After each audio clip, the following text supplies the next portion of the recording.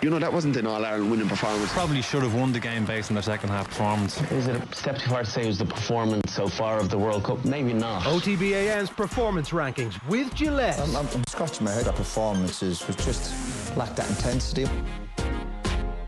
We didn't even mention the golf, Nathan. You know, it's we're all a jubilant Irish golfing population after Darren Clarke's success. Does this mean he's good enough now to get invited to join the Live Tour?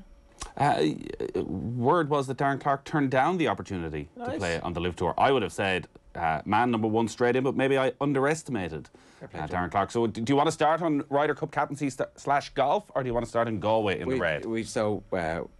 Yeah, let's start with Galway, as is the order. Well, you lose an All-Ireland final, you're going to end up in the red.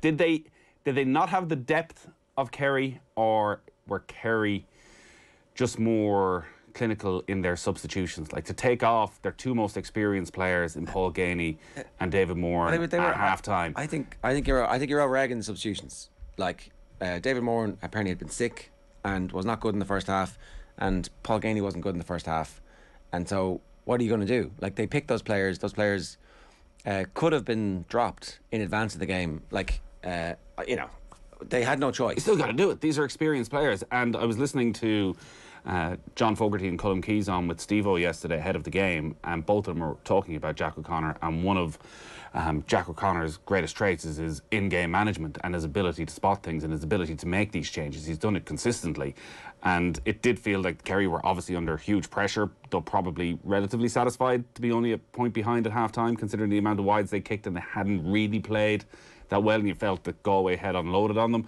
But it did feel during the second half that Galway were more hesitant in their substitutions, and again there was a lot of conversations going on between Cian O'Neill and Port Joyce, and a lot of looking around and a lot of looking at options as who do we go with. But maybe that is just that strength and depth. It is, right?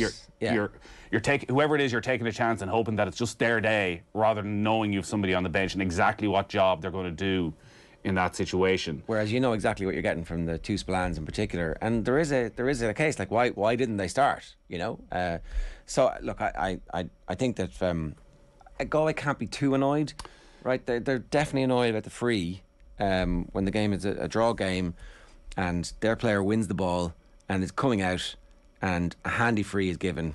You're like, oh, that's a big call. Suddenly we're policing the defender holding the arm of the attacker, and Brian Gavin in his piece in the Examiner today is saying it's a free. The referees have been told to blow this. I'm like, fair enough, but is that the only incident?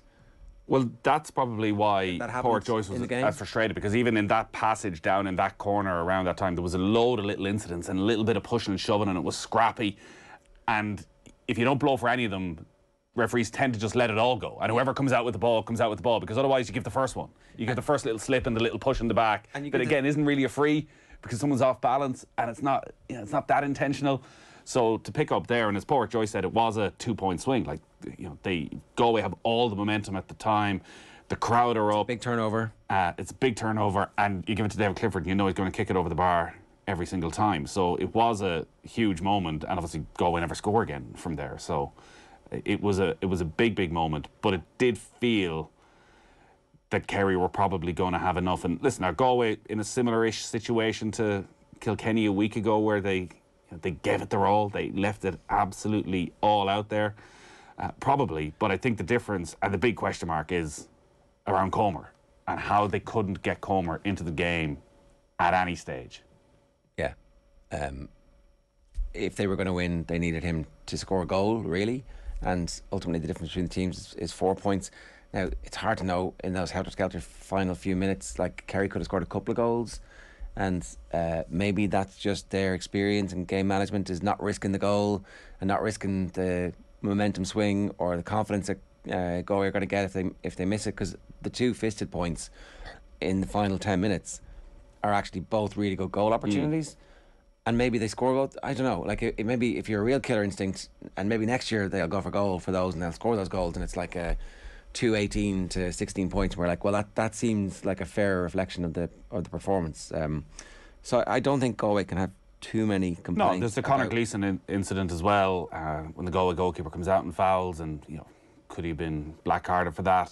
Quite possibly. So there was when the game is level and it's that tight and it's that late, and obviously everything after that goes in Kerry's favour, it's totally understandable. I think the poor Joyce would look at it isolated and say that was the swing in the game that pushed it towards Kerry. But it did feel as though they were a stronger side. Like, where Galway go from here, they came an incredibly tough route to the final through Connacht. It'll be a similarly tough route next year. Comer's going to be 29 by next year's championship. Walsh is already 29. It did feel as if this was their time. Well, we've already said Kerry are going to win the All-Ireland next year, so, like, what's the... There's no point in anybody showing up, right? The Dubs will be back. Mark Dunning says, does Jason Foley not deserve some credit for Comer not getting into the game? He does, yeah, he does. There had been some rumours that he might have been injured in the build-up, and then obviously did not perform like somebody who was injured. Kenny the Dad says, Galway a breath of fresh air in the championship this year. They were never mentioned as contenders by any of you throughout the year. That's not actually true. As soon as Colin Boyle came on and talked to us about the impact that the backroom team changes might have had, we were all like, oh, okay, so you're adding in defensive solidity and a plan to their exuberantly talented forward line. At that point we started to take them more seriously, and yeah. And then Galway in the red, shameful, says Kenny the Dad. Defend yourself there, Nathan, from Mayo. Defend yourself. Why are you putting Galway in there? I don't pick these. Colin Buig picks them, is how I defend myself every single weekend. So if you losing All-Ireland finalists, unless you were Kilkenny last week, who managed to get in the amber, I'm fairly sure. I think it's a bit harsh on Galway to be in the red. What a coward, Colin says in my ear. That's fair enough. That's fair enough. Prime rib of Mayo bitterness here. The beef is real, says Danny Mac 1. That might be closer to the truth, Danny Mac. So yeah. No, I just got an interesting meme from a friend of mine, which is, you know, Mel Gibson talking to Jesus. Yeah. Galway fans explaining today's hurt to Mayo fans. I was walking in and towards the Hogan stand, and there was a lot of confused Galway fans who were trying to get to the Cusick stand through the route to the Hogan stand, and I was so tempted to make a smart comment about them not knowing the way around Crow Park. And I thought, it's just not the right time. Leaving myself open to a lot of abuse here as a Mayo man. You were going to mansplain to Galway how to get into the ground, basically. Basically, yeah. Right, so Galway are in the red. You feel their pain, and absolutely, you know, it is like it was. Lose there. Another 10 and come back to me then, Galway. It was there for them though. I think that's the heartbreak for them, is that actually they were really in the game and they had an opportunity to push on. And when they got level in the final quarter, they didn't push on. They seemed to go into their shells a little bit.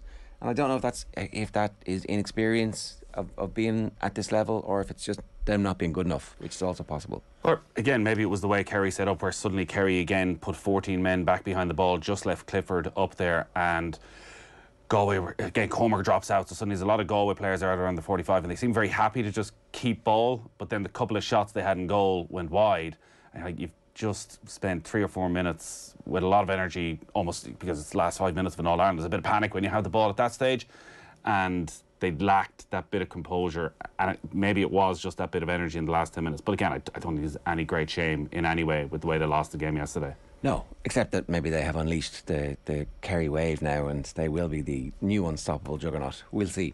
Right, Ryder Cup captaincy. Yes. Well, it's not a good time for Team Europe, Ger. Can you believe it? All that unity that has held this great continent together for so many decades in the Ryder Cup and managed to take down the Americans. Well, it's been blown to smithereens, hasn't it, by Henrik Stenson walking out on the Ryder Cup captaincy. In all seriousness, I think this is a huge blow to the Ryder Cup as an event, to Europe, for Stenson to take the gig and then within 3 or 4 months decide, actually, screw that, I'm taking the money from Liv. Did he use the Ryder Cup captaincy as leverage?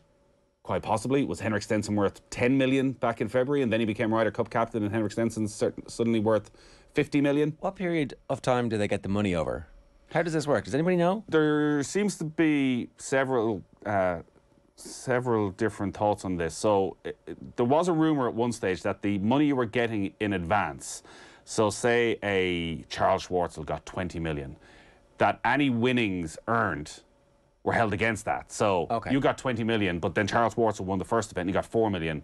But he was getting that anyway, so he doesn't get the 4 million because he's already got the 20. Other people have said that that's nonsense. Actually, you get the 20 million and the 4 million, and you get the 4 million. And you get the 20 million up front in one go. Does it arrive like it is an investment fund? So do they spread it out over the course of 5 years? Because listen, I think you're touching on one of the other big questions about this, as to how long does this last? Because there's no doubt now, there is a enormous split in golf that's only going to become greater over the next few months. Once the FedEx Cup is done and there's another bucket load of money won, a load of those players will take that bucket load and then decide, you know, I'm going to go over to live for another bucket load of money.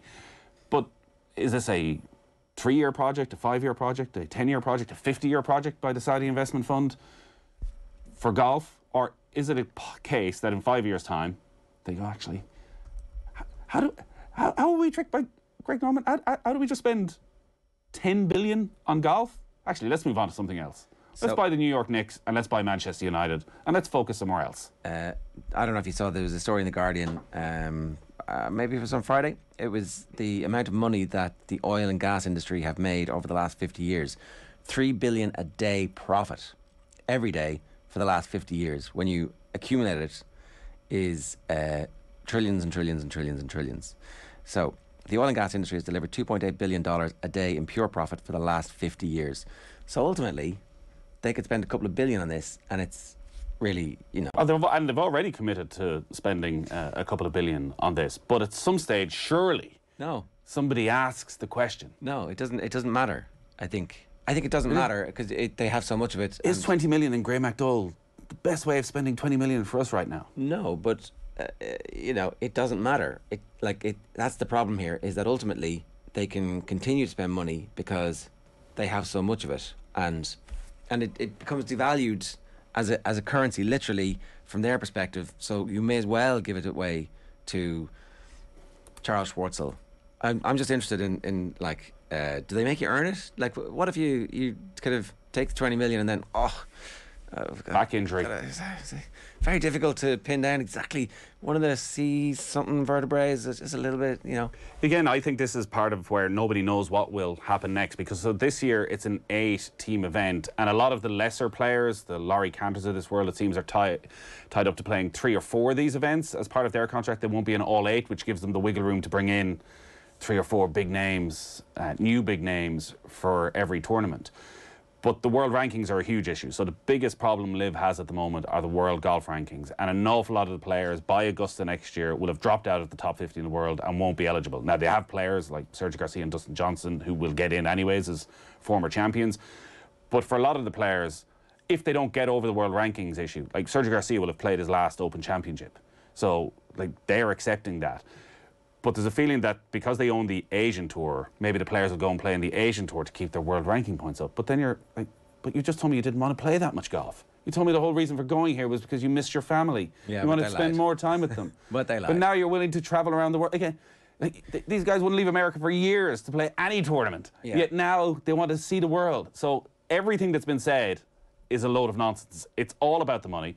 And you touched on it there, the money doesn't matter, which means even the criticisms, and I get like the PGA Tour is not a perfect product in any way, but they're not going up against somebody, like the biggest criticism is the amount of ad breaks. Like the only reason Liv can't have ad breaks, or don't have ad breaks, is, well, firstly, they have no sponsors at the moment, but also they're just throwing obscene amount of money at it, so they don't need to do it. So it's not a fair fight in any way. It's not a realistic fight that the PGA Tour can ever go with. So I don't know how this is going to develop, but for the European Tour, already they've lost Garcia, Poulter, Westwood. And with the way European golf is at the moment, I would have expected that at least 2 of those would have been on the team next year. They've lost their captain as well. Who's going to what do they do now? It looks as though they're going to go to one of the old guys. So do they go back to Thomas Bjorn, who by all accounts seemed to do quite a good job at Le Golf National, or do they look for a Paul Lawrie, who a lot of people would feel was maybe overlooked, obviously a major champion, was a big part of the Miracle in Medina, and has been a very good European Tour player through the years, but maybe not quite a huge name. But can you get a contract that's so watertight that these guys aren't going to go? Like, is that your number one reasoning? Who can I trust? So, for example, like Thomas Bjorn is, if Liv Golf got Thomas Bjorn, well and good, you know, you give him £5 million. But if Thomas Bjorn is the European captain, and you're at war with golf, as they seem to be, do you just go to Thomas Bjorn once he gets the captaincy and say, here's 50 million for you? Yeah. So what do? Do you hang on till 3 months beforehand before see who's left and make a decision? Rory McIlroy the playing captain? You know, like, and then he picks vice captains, and they're like, vice captain, no, probably not. You're probably not worth 20 million, but like, you know, it's somebody who actually does the job on the course. Is that what happens? I don't think it doesn't. it's too soon for that, it feels, but like they could well end up in a scenario. And listen, the Ryder Cup, I know it's not important in many ways, but for one weekend of the year, every 2 years, it is the biggest event in golf. Like it draws in the most eyes. It draws in the people who aren't interested in golf for the other 2 years. So to have it damaged like this is disastrous. And also for the European Tour, like they make all their money off the Ryder Cup. So I don't know how it's going to go, but Henrik Stenson, what are you doing? They're going to have to make a deal. That's what's going to happen. Right. Liverpool transfers are in the amber. Quiet weekend. Blame Buhig. That's what we should rename this slot. He couldn't come up with anything else for the amber. He wanted to put Shane Walsh, I think, in amber, and I was like, you can't just put Shane Walsh in amber. That's even more nonsensical. It's not. It's like he should have been in green. He's obviously not going to be happy because his ultimate. Could we have put goal. CODY in amber? Well, let's get to that in a moment. Why are Liverpool's transfers? Are they short? They might well be a little bit short in midfield. When you look at the signings they've made, and obviously Darwin Núñez played one friendly and there was criticisms about his finishing, and then he played another friendly and he scored 4 goals. And it turns out friendlies are a load of nonsense and you can't read anything into them at all. Are they? Because it looks a little bit like Gabriel Jesus is playing quite well at the moment. But Gabriel Jesus was always going to play well. Gabriel Jesus generally played well for Manchester City. The expectations were different, though, at Manchester City than they will be at Arsenal. His XG, not good. His performance against XG, not good.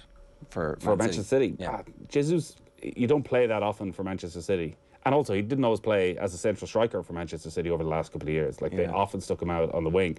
But I think Jesus is going to be a brilliant signing for Arsenal, particularly with the 3 players they have just behind whatever 3 they go with Saka and Smith Rowe and Martinelli and Odegaard. Do they still need something in the middle of midfield? Is Zinchenko going to play in the middle of midfield for Arsenal? Maybe. If Kieran Tierney is fit, they don't need him at left back. So we saw Zinchenko for Ukraine, just how brilliant he could be there. I think it'd be really interesting for Arsenal if they play him in the middle of midfield. And obviously it was an interesting weekend in friendlies, more for the fallout from that Arsenal-Chelsea game where Thomas Tuchel has thrown his arms up in the air going, like, I'm not getting the players I want. They've obviously lost Antonio Rudiger and Andreas Christensen. It looks as though Azpilicueta and Marcus Alonso are going to go. They've been linked with Jules Koundé from Sevilla for years at this stage, and there's a feeling that may be hijacked. That maybe Barcelona could somehow find the money to sneak in there. Apparently, it's hard to have sympathy for Chelsea. Like, they do seem to be getting away with the Roman Abramovich era and the change of ownership scot-free, and it can, again, still spend as we were questioning their entire existence 4 or 5 months ago. Yet now they're still signing Koulibaly and Raheem Sterling and spending insane amounts of money. Like, they'll be just fine. The one question mark about Liverpool, and we're only 5 days away from the Community Shield and seeing Liverpool against Manchester City, and again, people will read an awful lot into that. I think it's just in midfield. Like every other area, they have a lot of options, and they do have plenty of options in midfield, but they haven't added anything over the course of this summer. Maybe Harvey Elliott plays in a slightly deeper role. I kind of saw him over the next couple of years, maybe been the backup to Salah out on the right-hand side, but maybe he plays in a deeper role. Now, they do still have 3 out of Fabinho, Henderson, Thiago, Keita, and Curtis Jones may kick on again this year. Alex Oxlade-Chamberlain is in there still as well, though. Has he got any great future? But that's the one little area you would look at. I think if City hadn't gone and spent the way they have and bought Erling Haaland and Calvin Phillips and probably Cucurella from Brighton still to come, you would look at Liverpool and think they're well set. But it's just, are they well set to keep pace with City? Yeah, and City are completely unstoppable when it comes to the league. So maybe they still do need to, if you're a Liverpool fan, you want to make a point to us, we're all ears. Well, are they, as they've done before, just holding fire for Jude Bellingham and waiting till next summer, knowing that Dortmund, because they sold Haaland, won't sell Bellingham as well this summer? Yeah, the trouble with that is that, like, you're a further season down the line and you've had another year of Mo Salah, and you want to just make sure that you're at bat, you make as much progress as you possibly can, and that arms race is not going anywhere. All right, so Kerry, champions after 8 years in the green. Yeah, Jack O'Connor, eh? Jack O'Connor and Kerry. 4th All-Ireland, 3rd spell in charge. Did I see he was the oldest manager of a All-Ireland winning football team? How old is he? 61. Did Mako not win? No, I suppose Mako was a young man when he... This is the thing. Yeah, fully deserving. Obviously went in as strong favourites yesterday, raging hot favourites, and slowish for a start, but there was a load of brilliant individual performances, I think, away from David Clifford. Even just in that first half, like the amount of brilliant blocks they got in, the Sean O'Shea block, Stephen O'Brien got a couple of brilliant blocks in, got a right kick up the arse from Paul Conroy for one of them, like putting their body on the line when they needed to. And the way that Shane Walsh just absolutely roasted Tom O'Sullivan. Some of the other defenders you touched on, Jason Foley. We talk about Damien Comer as if it's all on the Galway side that he couldn't get into the game, but Foley was obviously exceptional. And 8 years they sort of feel as a famine down in Kerry. It turns out. I know, that's why it's hard to have too much joy in this. It's like, but to win just once, as the Saw Doctors would sing. Exactly. Well, exactly. Like defensively, they've just been a revelation this year. I always go back to the semi-final against Mayo from 5 years back, and how they just ripped them to pieces again and again and again. And there's just been massive doubts about that Kerry defence. But O'Connor's come in, conceded 3 goals all year. Paddy Tally came in. But Paddy Tally comes in. Paddy Tally comes in, and it's. We're allowed to give Jack O'Connor some credit here. Well, yeah, I'm not giving him. He credit. brought Paddy Tally in. Yeah, fair enough. But this whole, I'm sick of that Northern crowd. If they're up there set dancing twice a week, we'd all be set dancing twice a week. It turns out you are all set dancing twice a week now. At half time, I'd love to have seen the same game played out between Armagh and Derry, say, and the half-time analysis. If you just put different coloured shirts on those teams, the half-time analysis would have been, oh, look at this. I couldn't tell if you were being sarcastic with that tweet. Completely sarcastic. 100% sarcastic. I actually really enjoyed the game. I think that there was a period of time where rugby was really good, where the best teams would go up against each other and the game would be in the melting pot right until the end. But then they completely changed the rules, and I don't know, they tinkered with it so much.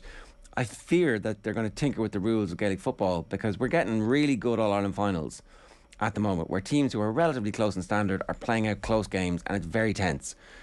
That's what the Dublin Mayo games were like. Galway probably not at the same level as that Mayo team just yet, but maybe they'll get there.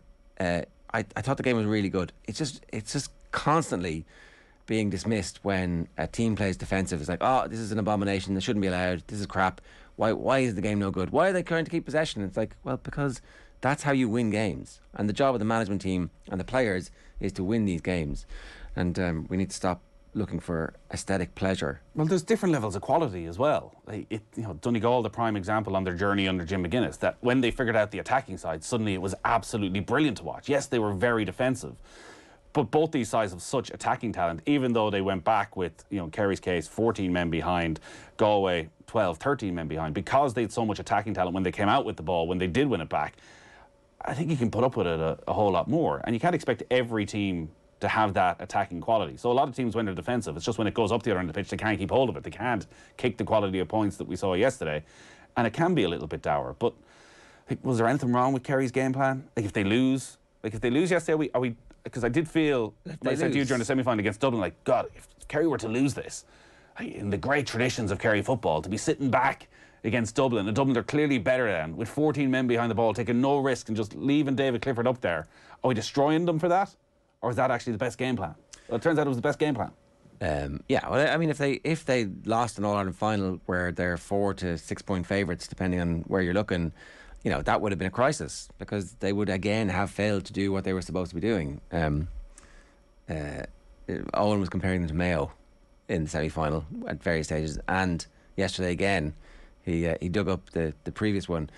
It's like, they're going to be okay. They're going to be okay. So look, fair play, Kerry champions, and really well set up to dominate for the next while, and they should enjoy this, because they're in a sweet spot now where their best players are of an age where there is still more to come. And was Clifford fully fit this year? I'm not sure. Remember, is he faking it when he's going around looking shattered after 10 minutes? I think he's got that Damien Duff ability to just the hands on the hips. Trying to lull the defence into a false sense of security. Yeah, and then he's flies through the air, literally flying through the air like Superman at one stage in the first half. I think the advanced mark is bollocks. Oh my God. It's like a complete waste, right?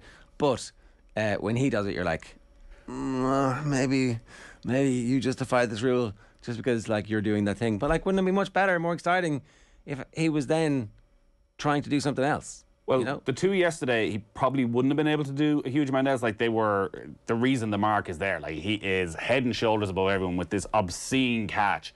It was the semi-final against Dublin where there was a mark, and he's isolated one-on-one with the defender, and you're thinking, no.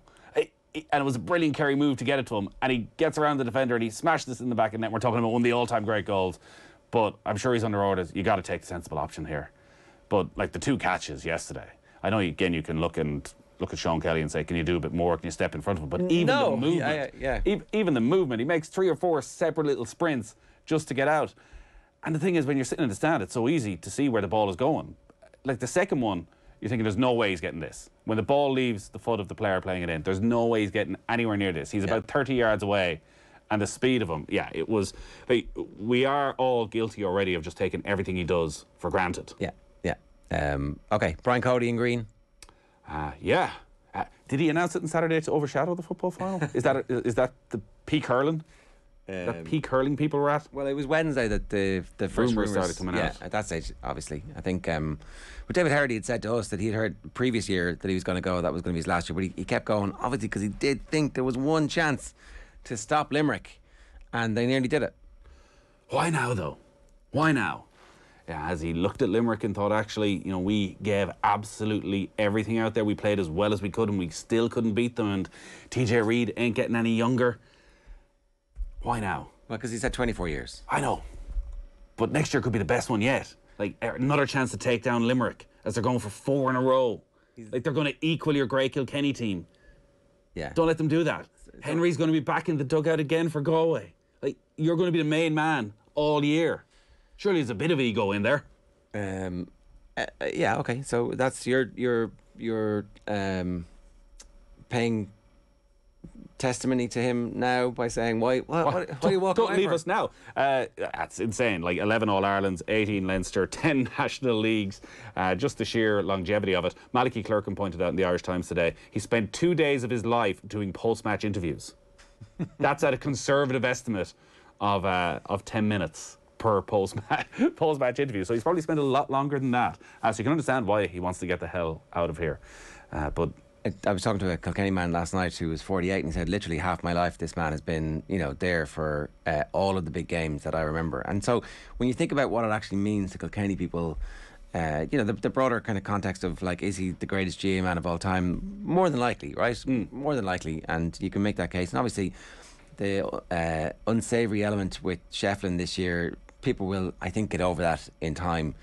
And that's not going to be it'll be a little tiny part of his legacy, but you'd have to say that it's an incredible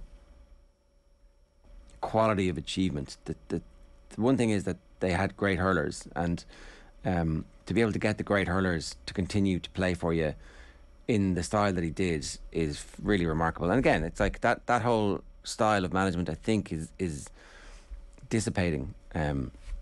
And so there just won't be his likes again. Like, no one's going to be able to do that for that length of time as the demands increase and everything kind of gets bigger and bigger. So, yeah, fair play, Brian Cody, fair play. You did well, Brian. Yeah. You did well. Right, that's this week's Performance Rankings. OTB AM's Performance Rankings with Gillette.